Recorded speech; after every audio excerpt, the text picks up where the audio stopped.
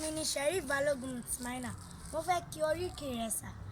Arẹsa àjèjì ojú tìlá lọ, ọmọ ìbà igbó ẹ̀kọ́rọ́, ẹ̀yin ṣe kúndùn oyè. Ẹ̀gbọ́n jẹ tán, àbúrò sì jẹ, kì í jorí ọmọ ará Arẹsa. Arẹsa dúdú lẹ́gbọ́n, pupa làbúrò wọn, ojúlóyà dúdú tí fọmọ fún pupa, ọ̀pẹ nípìnlẹ̀ ọmọdé Irẹsa.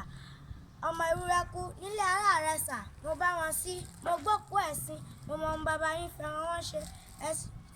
Wọ́n kú nílé ará Arẹsa, mo bá wọn sí, mo gbókú ẹ̀sìn, mo mọ ohun bàbá yín fẹ́ràn wọn ṣe.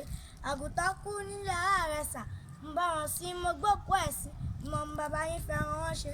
Ẹ̀sìn awo nílé ará Arẹsa, apapò lápò, akọ̀run lọ́run, alọ́rẹ̀ ṣírò ẹ̀sìn, adarí délé, wọ́n ní kí ni yóò gbé ni, àbírò ẹ̀sìn àti kí àti ìrù ni yóò gbé ni nílé ará Arẹsa. Ọmọ bá dúdú igbó ẹ̀kọ́rọ́, ọmọ fèrèsépo, wọn fèrèsépo ní bí ará Arẹsa nínú, ọmọ wọlé omépo mi ní ìyá wọn lára gágá. Mọ́tẹ̀ wà lọ́pọ̀ mọ́ o, ọmọ rẹ ni ó rán o, àna rẹ kò lè mẹ́wàá tà bí ará Arẹsa tí bá dúbí nínú.